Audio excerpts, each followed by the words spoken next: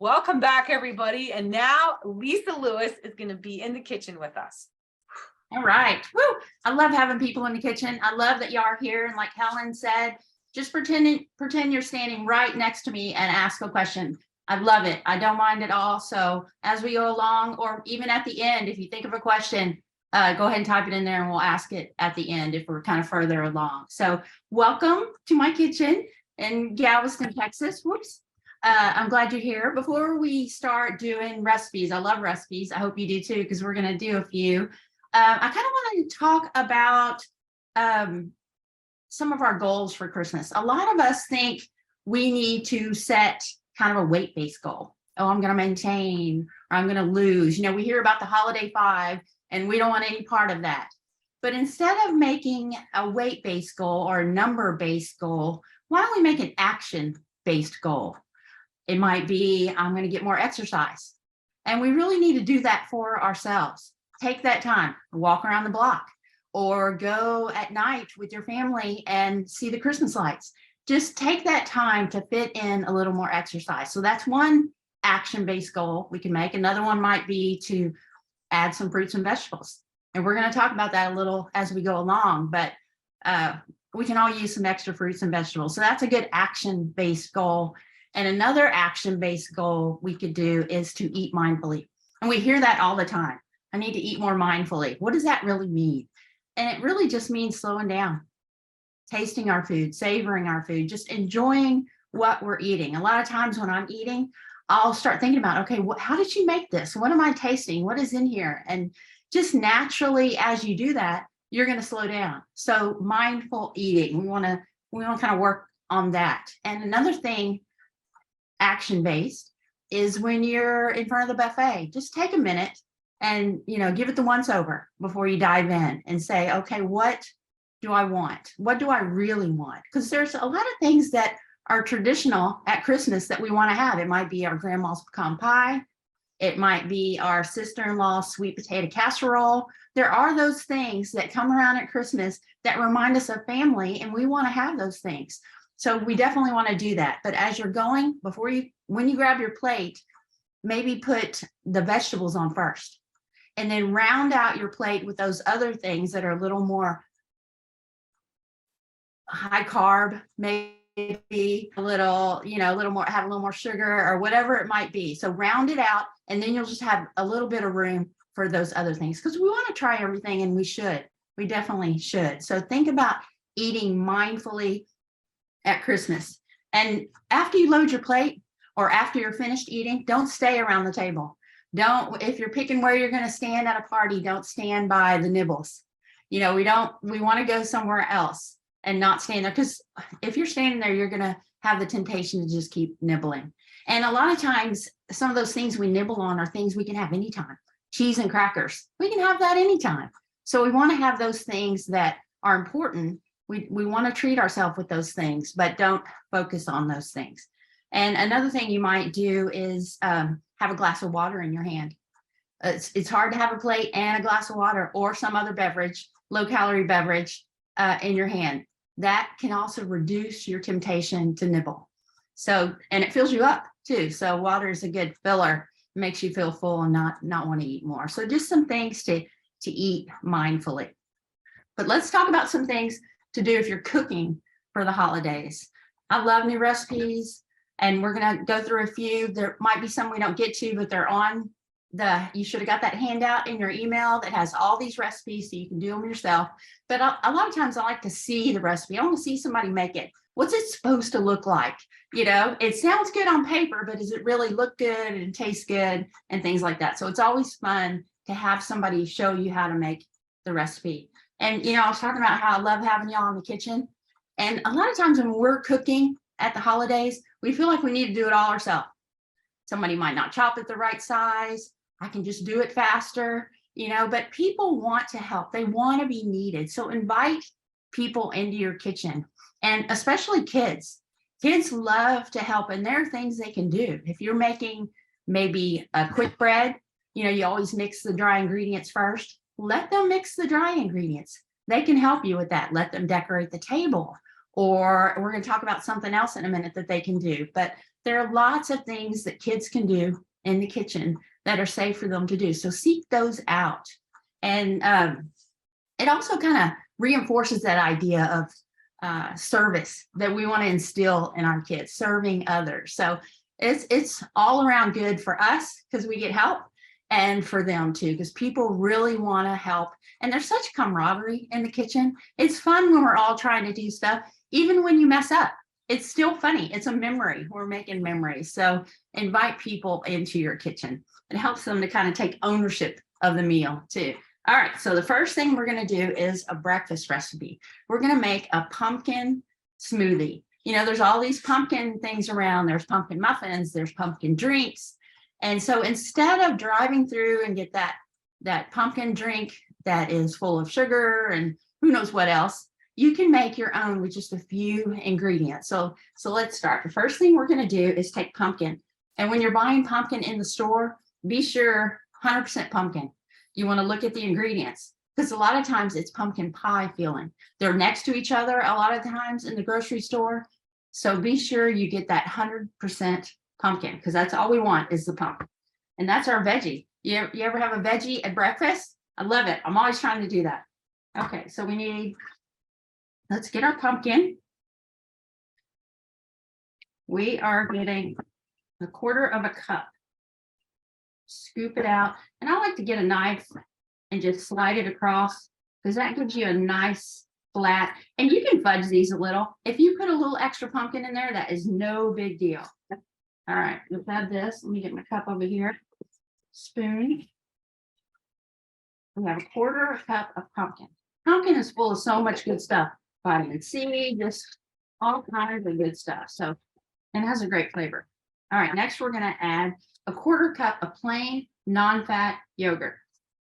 And I just have a little one. So if I'm using them for recipe, I can just open one instead of open a whole big container. So we're going to do 1/4 cup, plain non-fat yogurt.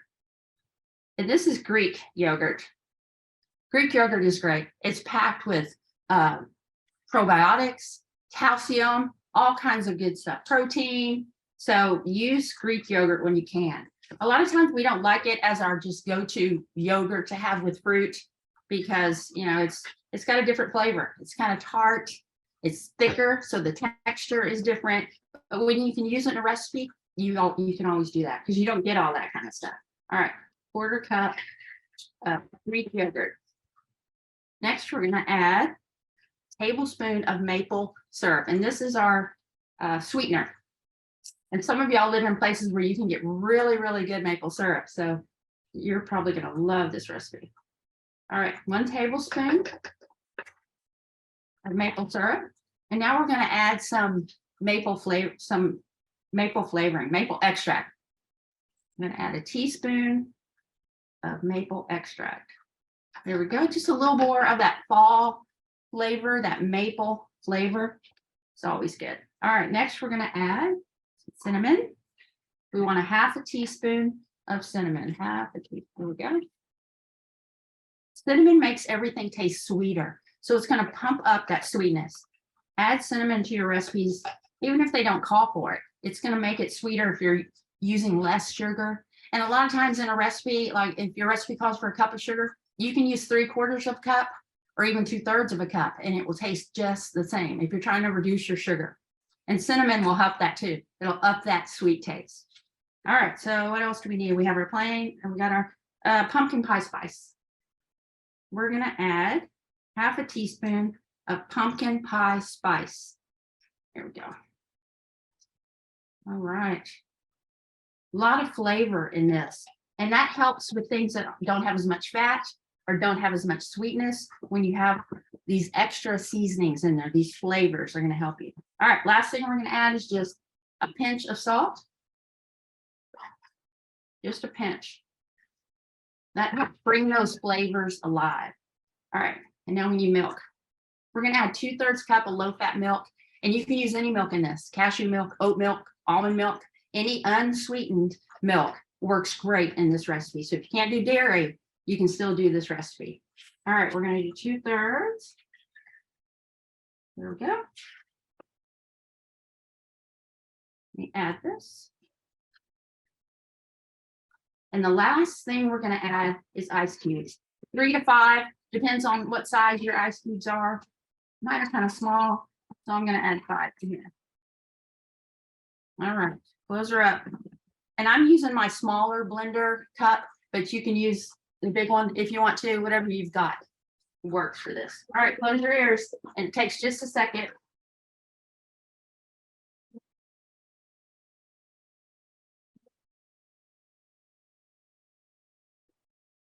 Yeah, just waiting for that color at the top. You can tell if it's mixed. And I like to use a good glass. Plating is so important. We eat with our eyes as well as our mouth. So we want things to look good. So use the good plates, use the good glasses. You're worth it. All right. And I'm using my Hope mug. It says Hope on the side. Love it. All right, there we go. But we're not finished. All right, let me put this over here. One other thing you can add on in that, and you'll see it on the recipe, is protein powder. Now, I've never been a big fan of protein powder because they have all kinds of stuff in it. They have artificial sweeteners, a lot of ingredients you can't really pronounce. You don't really know what's in there. But there's one that I found called Naked Whey, W-H-E-Y. I know, weird name. But and you can if you're a vegetarian, you might add a scoop of protein powder. Or if this is your breakfast and you're not going to have anything else, you might want to add protein powder just so you can get, a little more staying power with your breakfast. But if you're having it for a snack in the afternoon, you might not want to add a protein powder. So totally up to you. And the link that is in the recipes goes to Amazon. It's an Amazon affiliate link. So First Place gets a little bit if you buy there, but you definitely don't have to. Go there, check it out. And if you have it in your local store, feel free to get it there. We don't have it down here because I'm on a little island and we just don't have a lot of the selection that you might have where you are. So that's one more thing you could add if you want to, but you can leave it out. Doesn't change anything except the amount of protein in your smoothie. And there's about 200 calories in the smoothie. If you added protein powder, usually that's about 12 ounces. So that would be 1.5 ounces on your tracker of protein if you add that protein powder. All right, one more thing I like to add is whipped topping. A lot of times we stay away from that, or we'll get Cool Whip Light, which is great. It has 20 calories. You're not gonna, for 2 tablespoons, you're not gonna mess up. You're not gonna, gain a pound for that 2 tablespoons of Cool Whip on the top. But I like to make my own because, again, with Cool Whip, there's a lot of stuff I don't recognize on there. Polysorbate 60, what is that? I don't know. So I'm just gonna leave that out and make my own, and it's super easy. And this is something you can do with kids too. Did you know you don't even need a mixer to make whipped topping? You can put heavy cream in a jar, just like this, and just shake it up for about 2 minutes. Just shake, shake, shake. So you could give, all the little kids a little jar of whipping cream and have them, run around shaking up their own whipped cream for whatever they want to put it on. Some fruit, a pie, their slice of pie, whatever it might be. So you just shake it up and it will turn into whipped cream. You don't even need a mixer. But I did use a mixer for this one, but this is a low fat version. So let me, I know I brought it out here somewhere, but anyway, here it is, hiding back here. Sorry. And I keep hiding behind this wall I have here. All right. So this is my whipped cream, and I made this a low fat way, a lighter way with Greek yogurt again. So I love Greek yogurt. It's always a good way to just slip things in, slip a good thing in, like vegetables. We like to hide our vegetables in things. So, all right. So we have 1/3 cup of heavy whipping cream, and you can get the organic, you can get store brand. They all work. We want heavy whipping cream. We're just going to use 1/3 of a cup. And then we're going to add 1/2 cup of the low-fat Greek yogurt. And then you can add other things if you want to. You could put a little cinnamon in there. You could add a little sugar in there. I probably would add, in this recipe that y'all have calls for sugar, add a little sugar in there, whip it up until it's soft peaks. And then you have your own homemade whipped cream with only 3 ingredients: heavy cream, Greek yogurt, and a little bit of sugar. So perfect. So I'm going to put this on top of my smoothie. And then I'm also going to sprinkle a little bit of cinnamon sugar, just a little bit.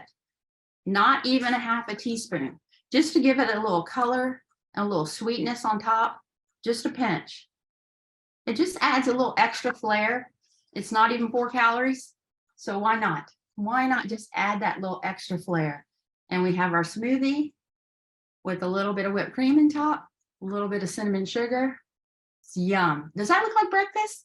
That looks like a treat. That looks like a dessert to me, but all good stuff. You have that pumpkin with the vitamin C and the antioxidants. You've got the Greek yogurt. You have the low-fat milk, and just all good stuff in here. A little spice, little seasonings. So yum. All right. If you have any questions, don't forget, you can buzz in at any time in the Q&A. Just right down there in the chat. All right. Put this stuff away. Next, we're going to make some pecan pie oatmeal.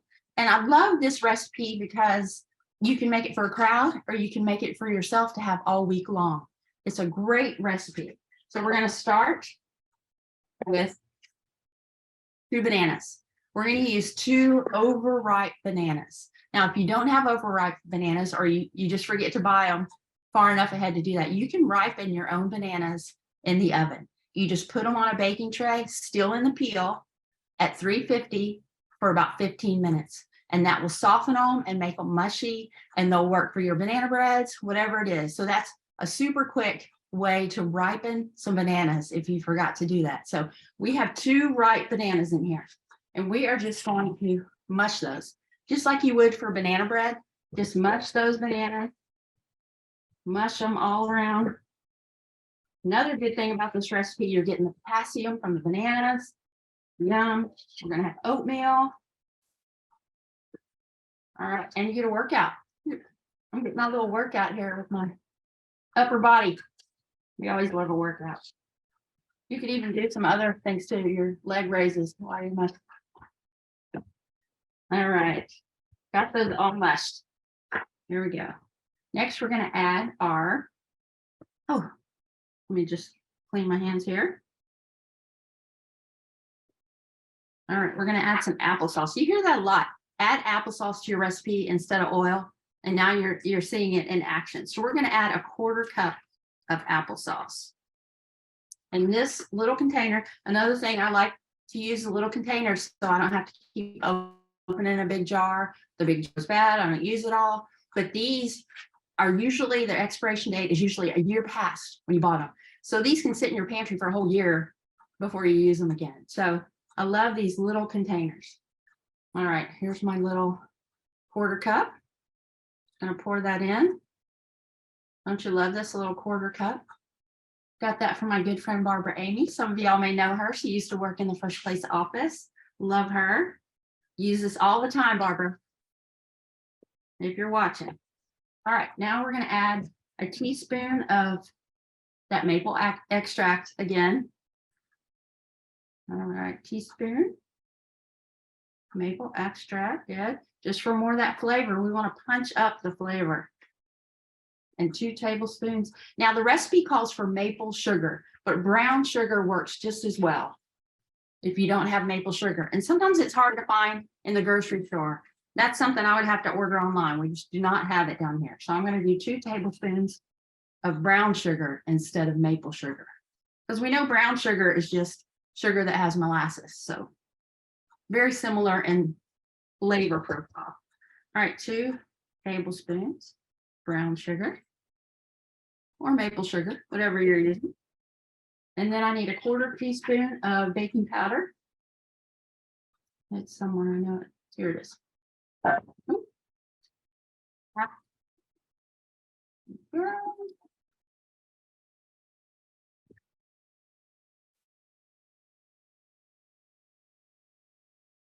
All right, baking powder. And then just a little bit of salt. We always add a little bit of salt. That pumps up the flavor and things, even sweet things. You don't realize how much that will. All right, so we're going to give this mix. Just mix that up. You just want everything to be combined. Doesn't have to be super mixed. If you have some big pieces of banana in there, that is perfectly fine. Won't hurt anything. You'll just get a little banana bite, which is always good. Never a problem to get a banana bite. All right. Got that good and mixed. And now we're going to add a cup of milk. And again, this can be any of your milks. Cashew milk, oat milk, they all work in this. And remember, you always measure your liquid ingredients in the glass measuring cup rather than your measuring cups. These are for dry. These are for wet. A good rule of thumb. Because the measurements are different. You can test them out. They are not the same. All right. 1 cup of milk. And now I'm going to grab my whisk. Because like Helen said, I like to take whisks. This will just get that all combined really well with a whisk rather than my spoon. All right. So really all good stuff in here. Nothing. We have that little bit of sugar. But that's it. The rest is all good stuff. All right. Now we're going to add our oats. This is a dry ingredient, so I'm going to get my measuring cups. We're going to add 1.5 cups. I'm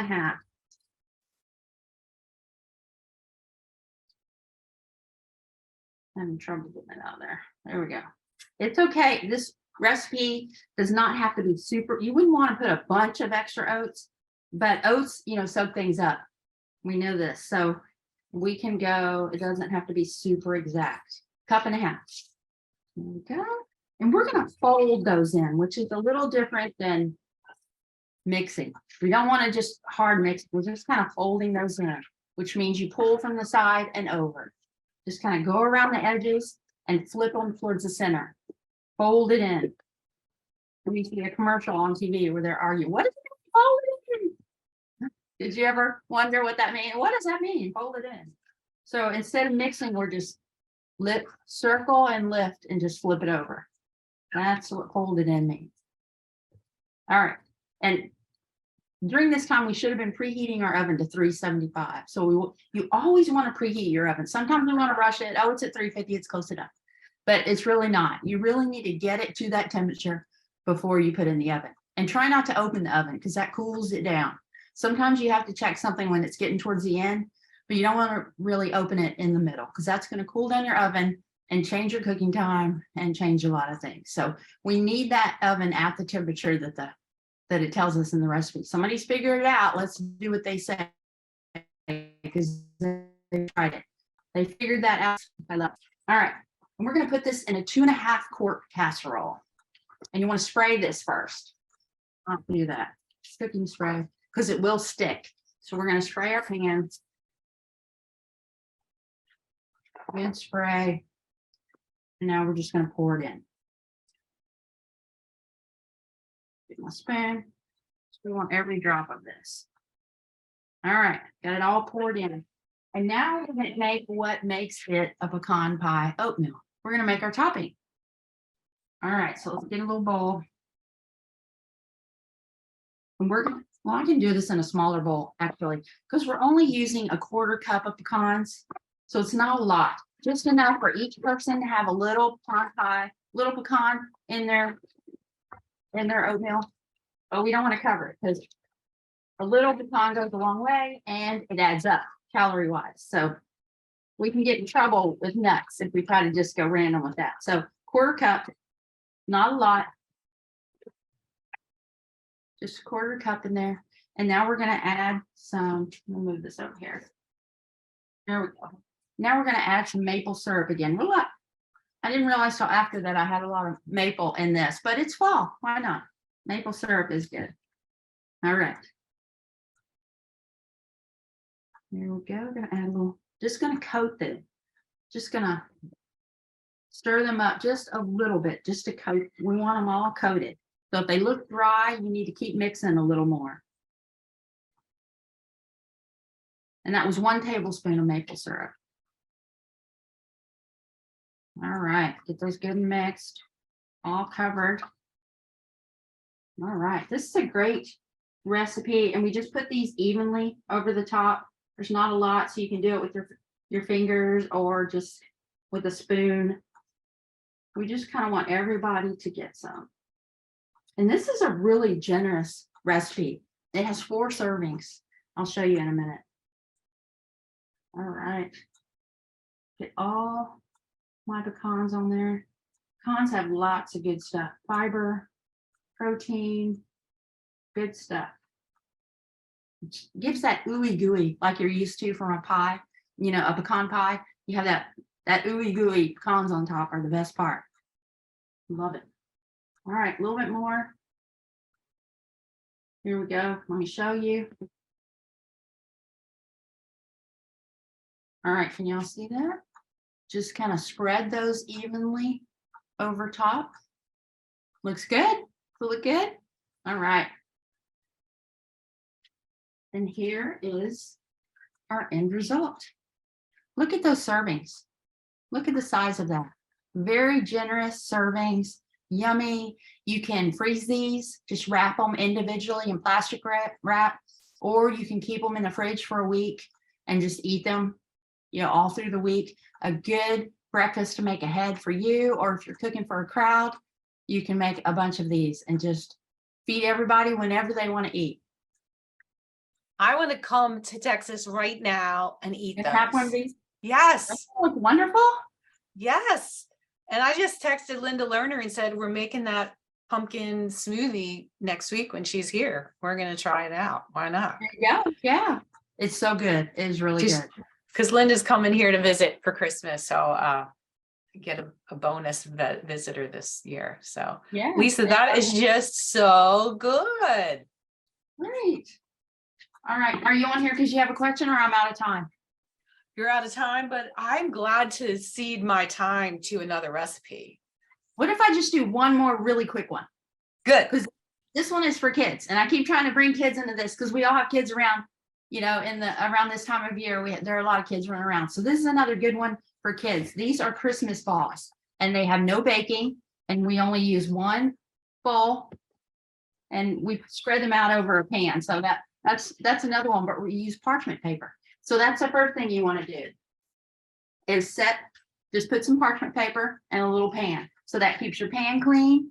Use parchment paper for as much as you can, because that really helps you in the cleanup afterwards. Love parchment paper, and you can use it for just about anything. So, all right. So the first thing we're going to do is get a half a cup of peanut butter. Now I'll call for natural peanut butter in this recipe, but if you have Jif, use Jif. You can use it. It will work. All right, so half a cup, spoon. Right now, spoons here.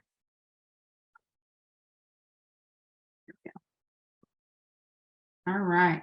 Do you keep your natural peanut butter in the fridge or in the pantry? What do you think? Where do you keep it? Some people think they say you can keep it in the pantry, but some people just feel uncomfortable with that and feel like they need to keep it refrigerated. Like something like it's going to go bad or something, but it doesn't. It works. All right, get this out of here. And if you take your natural peanut butter, if you do keep it in the fridge, take it out about 30 minutes before so that you can get it out of the jar easily. Have you ever tried spreading it on toast right after you take it out? It's not fun and not easy. All right, half a cup. Lisa, somebody wanted to know if they could use peanut butter powder. And you make it with the water and turn it into peanut butter and then use it. Yes, but not just the powder. I wouldn't use just the powder because you need that, you know, moisture to be able to make these hold together. All right, we're going to do 3/4 of a cup of crispy rice cereal. Can be brand name or whatever you like. What's this one? That's a third of a cup, so we don't want to use that one. Use this one. All right, 3/4 of a cup. And you can fudge a little bit on this, but not too much because you need it to stay together. All right, get a big wooden spoon, and kids can do this. Kids can do this. That's all we have right now is peanut butter and rice crispy cereal. Rice cereal, crispy rice cereal. And I've never tried it with rice Chex, so I don't know if it will work with that, but it might. You could try it.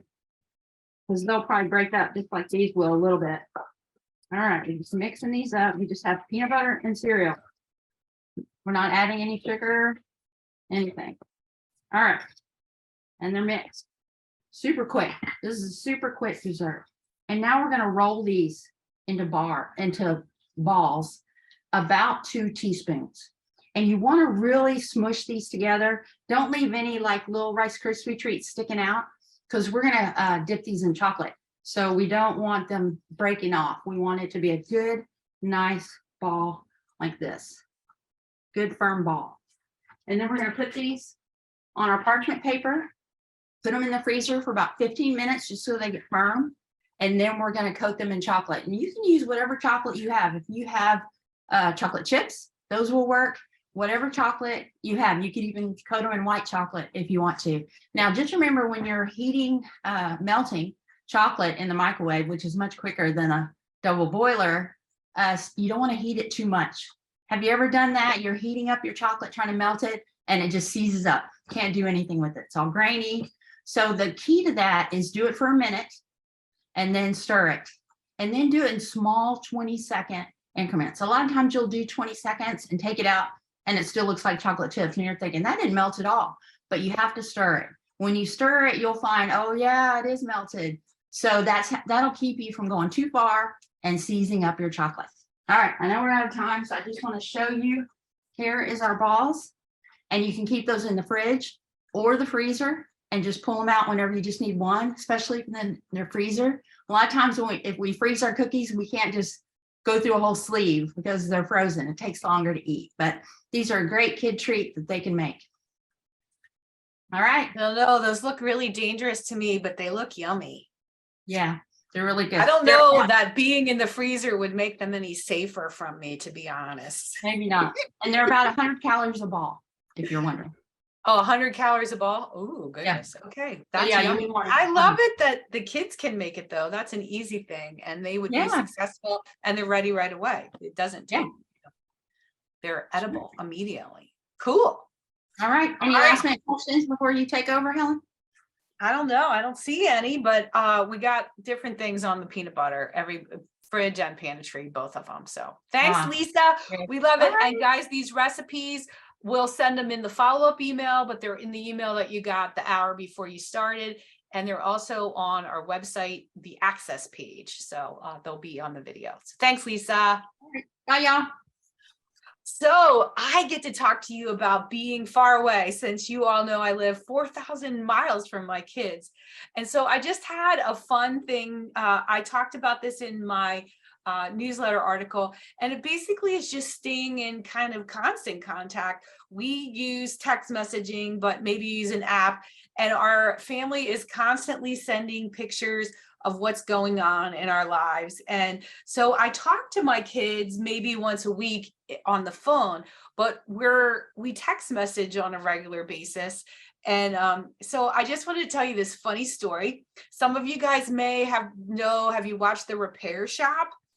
Vince and I discovered The Repair Shop during COVID when people were watching TV, and the Bears ladies were restoring bears. So I wanted to show you this picture of my husband had this panda bear that this is when he was a little kid, his grandma washed it. And we had this panda bear. He's had it his whole life. My husband is 67. So this panda bear was looking really sad. And so I decided to take it apart. And so I was sending my kids these pictures along the way of me. Here's the deconstructed bear pictures. And then after I was all finished, I shared a picture of the bear that he's all done. And I'm going to show you the all done bear in a minute. But this is the funny part. My husband decided, this is his bear, and he said, let's take a funny picture of me sleeping in bed with the bear. So this is just a pretend picture of my husband sleeping with the bear. And the reason why I share this picture is that my son, Alex, texted and said, Mom, I am looking at this picture all day long. It's hilarious. And the other thing is, see that gecko? We have a gecko. We like geckos. And so that gecko, he's just part of our thing. So I jokingly said the gecko is jealous that Dad has his panda now. So the panda is now restored. And so here's another picture, just a thing. My son and daughter-in-law, they're watching TV. You can see my 2 grandcats there. And then just one more picture. Thanksgiving. So I have a son who's a cook, and he's single, and so he always volunteers to work on Thanksgiving. So that on the right is a picture of my son's turkey sandwich that he made for a customer on Thanksgiving. The upper picture, my son and daughter-in-law, they did meatloaf this year, and then we spatchcocked a turkey this year. So enough of the pictures. But I just wanted to say, like, that's how you can stay in contact with your kids, with your family. I have a separate text with my sisters and my mom. So I have other text friends too, but really, oh yeah, I wanted to show you the bear. Here's the cute little bear, and he was so dark and mushy and all mushed, and now he's kind of fluffy and squishy. The bear, I'm so proud of the bear. But the thing that I wanted to share most of all about staying connected far away is that you have to be intentional. You have to reach out. You have to say, hey, what's going on? Some days my oldest son will call on Sundays. I think that's his wife and him are kind of decompressing. So oftentimes on Sunday afternoons, I'll get a call from my son Alex, and Vince works on Sunday afternoons. So it's just me and him talking on the phone, and I love that.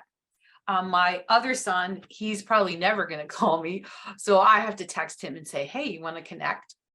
My mom is the same way. She doesn't call me, but I can text her and call her and say, hey, mom. So I don't know. Zoom also, here we are on webinar. A lot of you know us through Zoom, and we're used to Zoom now. And so I host a family Zoom once or twice a year.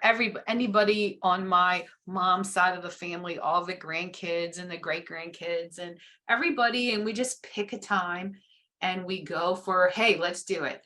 And whoever can come comes, and it's just hilarious. Some people are on their phone and some people are on their computer, and for some, my kids, the next generation, they're in their 30s, and they seem to love it the most of all. The 30-year-olds generation seems to love that connection.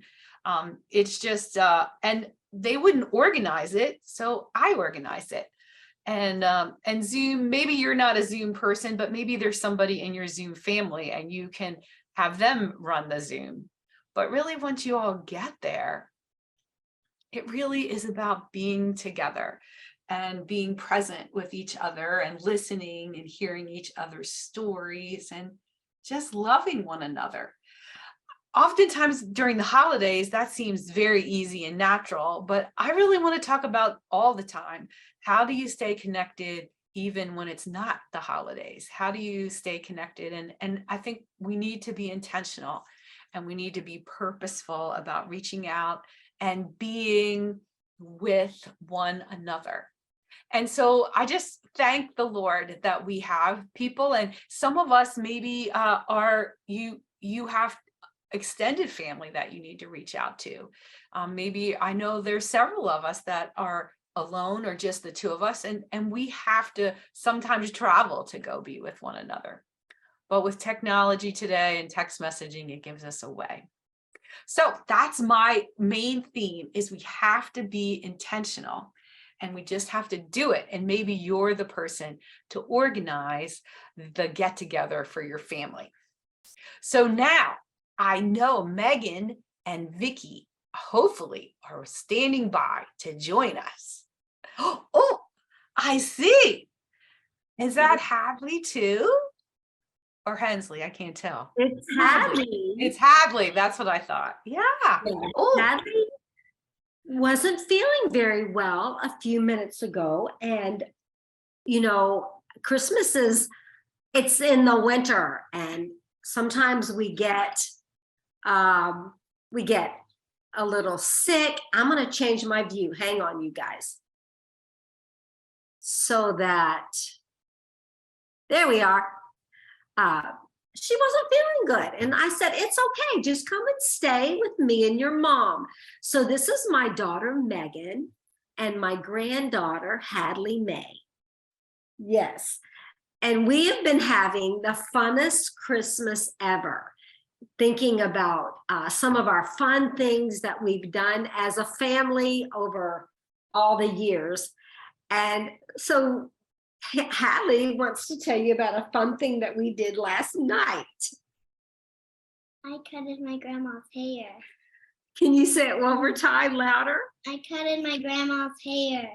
So Hadley gave me a haircut last night, and it looks awesome.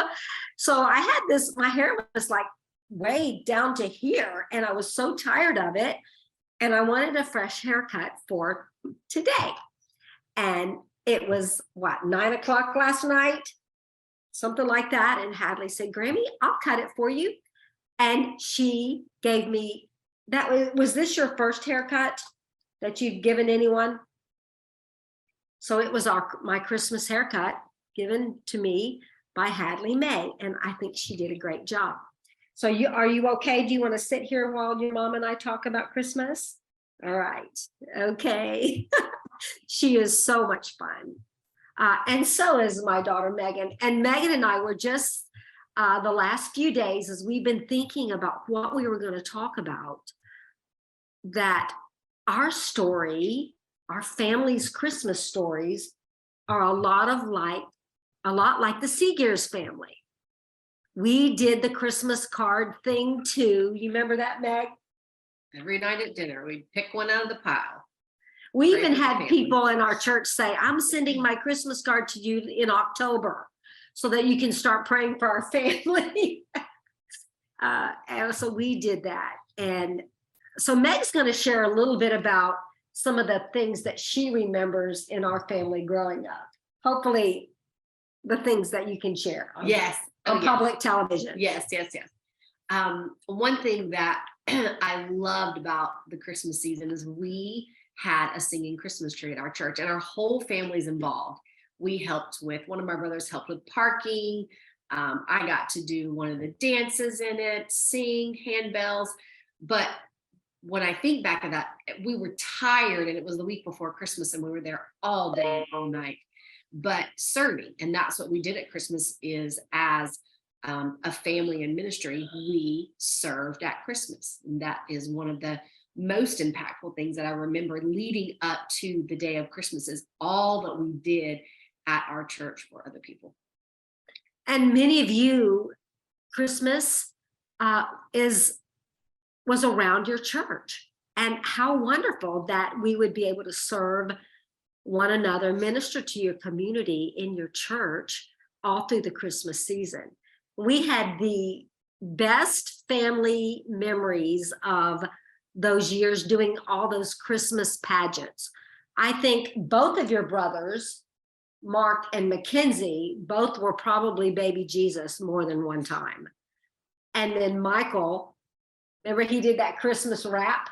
He did a Christmas He rap. was a gangster rapper. Banged on drums. And then we had Mark was the little drummer boy. But one of my favorite memories is we did this huge singing Christmas tree. We built this ginormous tree in our sanctuary. And it was garland, lights, a row. And the only way we could fix it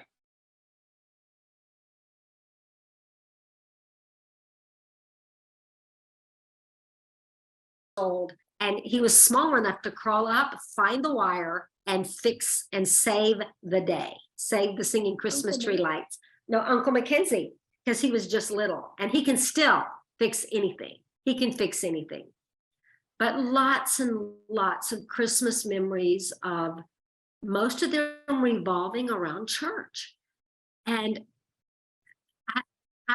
I love that. And our entire family, I raised 4 serving kids. There was never an argument whether you were going to do it or not, right? Voluntold. Voluntold. They were voluntold. And like many of your families too. And that's different because some of us did not grow up in church, and we really didn't know that Christmas could be something like that, where you serve others. But Meg has some thoughts about that might take us a little deeper into what Christmas really means and keeping Christ in Christmas. And Hadley, I'm going to pull you over this way just a little bit so that your mom can be a little more in the picture. Okay. Okay. Thank you. All right. Thanks, Meg. Well, keeping Christ in Christmas today can be very hard with all that we are bombarded with. But as I started thinking about how have I done that as a mom? How did I reflect back how my parents did that growing up? And I remembered a story of a little girl that I babysat, and she couldn't have been maybe 3. And we were babysitting. I was watching her, and it was around Christmas time, and we just started talking about all the things about Christmas. And she just started telling me all these things about what it wasn't. It wasn't this, it wasn't that. And I said, what about reindeer? What? Every time I'd mention something, she'd say, nope, nope, nope. And it made me a little bit sad because she did know the true meaning of Christmas, but her parents focused a lot on what Christmas wasn't. And, you know, as a parent myself, we try to focus on what Christmas is, not so much what it isn't. And I kind of felt like those parents missed it. They were stuck on talking about all the things it wasn't, and didn't talk about what it was more than what it wasn't. And when we focus on all the things that Christmas isn't, it can become negative. It can become the commercialized season that some of us just sometimes even dread. And as I watch my girls in these last few weeks of excitement for Christmas Day, and not even just the day, but the time together, because Hadley has asked as we've come out to Edison, well, who's all coming? When is this uncle coming? When are these cousins coming? So the family time together is some of the excitement that they look forward to, and not going to school. That is fun for us too, to not have that schedule and to actually have time off to travel and to recoup with family time, which is really great. But when I think about the very first Christmas, it was exciting. The anticipation, you know, not everybody knew about the coming of the Messiah, but a lot of people did. And a lot of people are anticipating that, the excitement. And the birth of our Messiah, it was wonderful. It was a miracle. It was a gift, and Jesus came to us as a gift. And so I think it's a good thing to think of others and to buy something so special, that thing that you've been searching for somebody for Christmas, and to sing some of the silly Christmas songs, because they are lighthearted and they make our ride in the morning to school during the Christmas holiday just so much more fun. And I teach kindergarten, and we've had dress up days the last week, and it's fun, 1, because I get to wear jeans, but 2, because we are excited, and it is a time to just have a good time. And I think Jesus had a good time. I think he was fun. People like to be around him.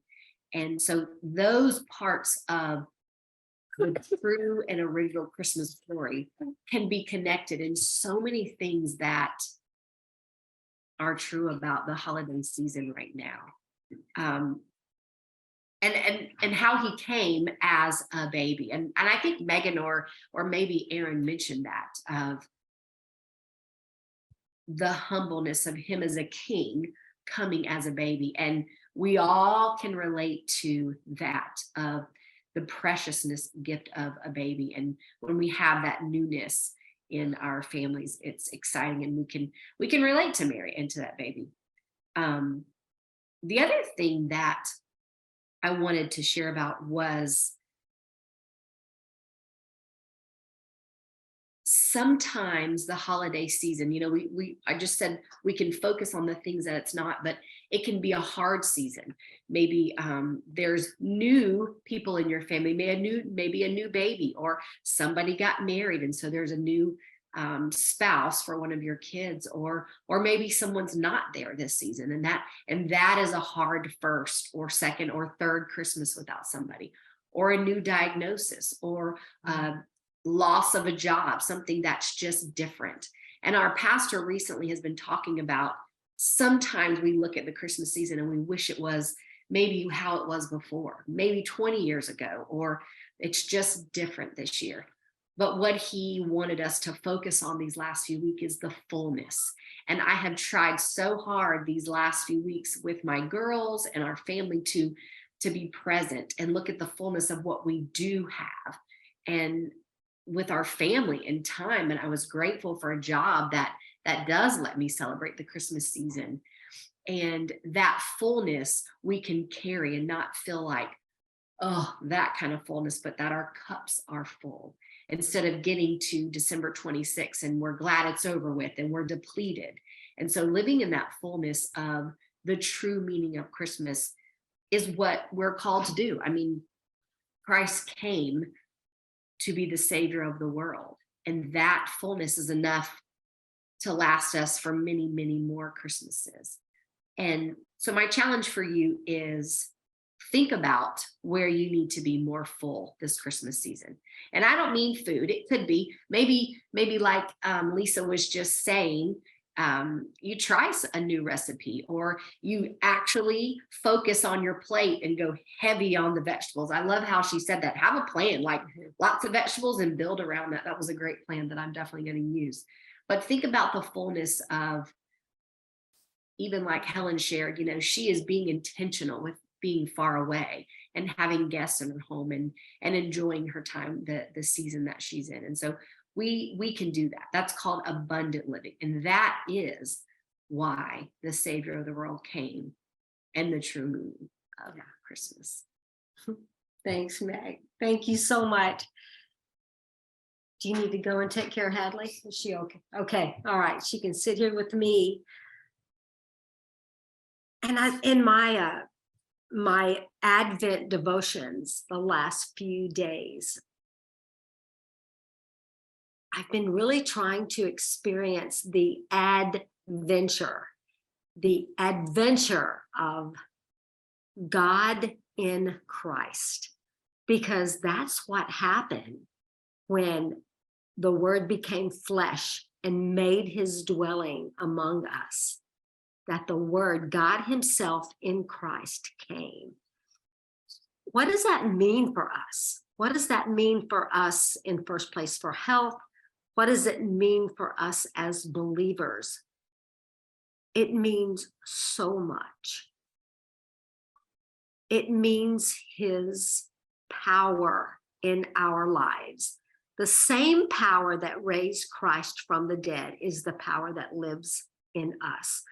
And it's the power that enables me to say yes to godliness and no to things and behaviors that are not good for me, not good for my body, not good for my family. But that power, the power to be able to live beyond my self-discipline, because I don't always have it, but God does. God in Christ has power to help me live his godly promises. But it also means that I have his peace. And you really can't even explain it. The Bible says the peace that we have in Christ is beyond understanding. It passes by understanding. It's even deeper than that. And we all need peace because the world is not at peace. And until Christ comes, it won't be. But we can have peace. We can have peace in our hearts and in our souls. And oh my goodness, that is one of my favorite things about Christmas, because nobody does peace like Jesus. To sit on my porch at night and look at the stars and just experience the peace of Christ in our lives. That's what it means, that for us. But probably it means his very precious promises, all the promises that Christ himself made for us, his presence in our lives, his peace, his power, all of that. But the promise that is still to come is the Advent, second coming. And Christ has promised that he will come back and he will take us there with him. And that is a great comfort to us, because there may be some that aren't with us this Christmas because they've gone on ahead to their home in heaven. They're just there ahead of us. But Christ has promised us eternal life, and that he has promised us that we will have a home in heaven, and our loved ones are already there, many of them. And sometimes that can make Christmas, like Meg, like you shared, a little harder, but they've just gone on ahead. They are not lost. They are there with Christ himself. So my prayer for you this Christmas, that you would really experience God in Christ himself. And I would love for Helen and Lisa to come on back so that we can just give you a Christmas blessing. And thank you so much for giving us a little bit of time this afternoon, wherever you are. Helen, do you want to say one, you and Lisa say one last word as we sign off? I just want to wish y'all a Merry Christmas and just joy with your family, and don't be too hard on yourself. If a recipe doesn't come out right, that's okay. That's not the point. The point is being with the people we love. So Merry Christmas. Thank you, Lisa. Thank you. Helen? I was just thinking of gratefulness is the word that came right to my mind, is just how grateful I am for everyone, you all, and just the love that I feel from this ministry and how much it's changed my life. Just grateful. And none of this ministry would be even possible or even have purpose if it wasn't for you. And you've been so faithful to us. We hope that we see you at some of our events coming up next year. We've got 3 weeks to a healthier you. Share that with your friends.